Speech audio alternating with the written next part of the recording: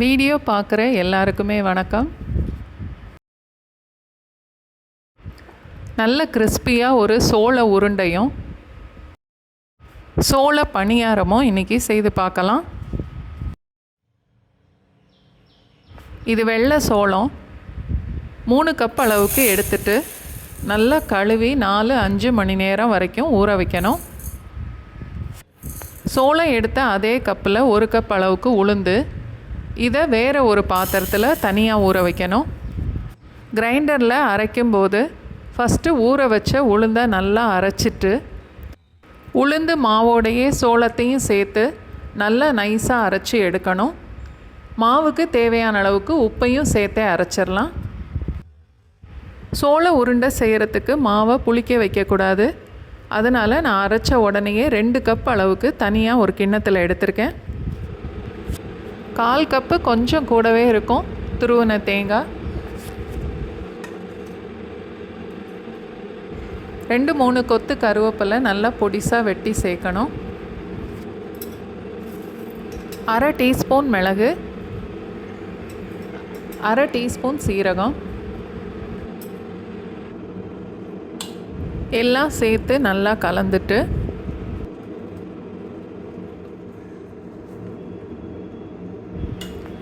பொரிக்கிறதுக்கு தேவையான அளவுக்கு எண்ணெய் ஊற்றி எண்ணெய் நல்லா சூடானதும் மாவை கையில் எடுத்து இந்த மாதிரி சின்ன சின்னதாக உருட்டி போடணும்.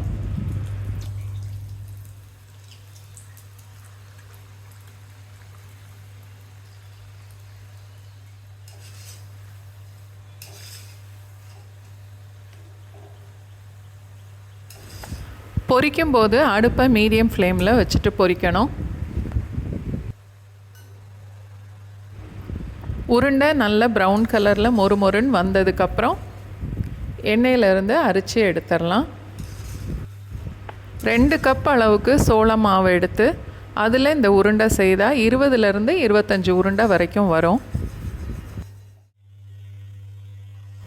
நல்ல டேஸ்டான சோள உருண்டை இப்போது ரெடி ஆயிடுச்சு. கண்டிப்பாக ஒரு நாள் நீங்களும் ட்ரை பண்ணி பாருங்கள்.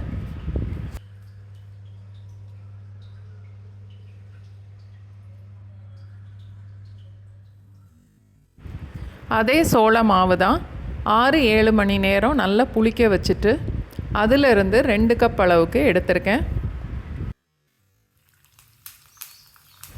கடுகு, கடலைப்பருப்பு, கொஞ்சம் பெருங்காயம், பொடிசாக வெட்டின கருவேப்பிலை தாளித்து இந்த மாவோடு சேர்த்துட்டு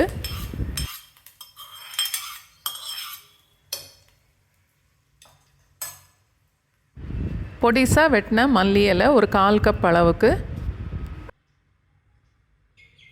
பொடிசாக வெட்டின வெங்காயம் 1/2 கப் அளவு,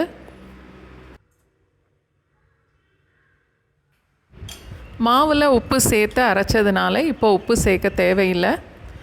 எல்லாத்தையும் சேர்த்து நல்லா கலந்துக்கணும். பணியாரக்கல் நல்லா சூடாக்கிட்டு ஒரு குழியிலையும் 1/2 டீஸ்பூன் இல்லை 3/4 டீஸ்பூன் அளவுக்கு எண்ணெயாவது நெய்யாவது சேர்த்துட்டு கலந்து வச்ச சோள மாவை எடுத்து இந்த மாதிரி ஒரு குழியிலையும் பணியாரமாக ஊற்றிட்டு அடுப்பை மீடியம் ஃப்ளேம்லேயே வச்சு வேக விடணும்.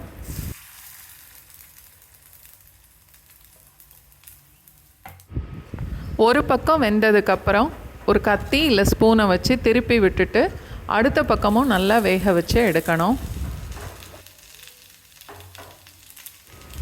இந்த மாதிரி சோள மாவில் உருண்டையும் பணியாரமும் செய்து சாப்பிட்டு பாருங்கள்.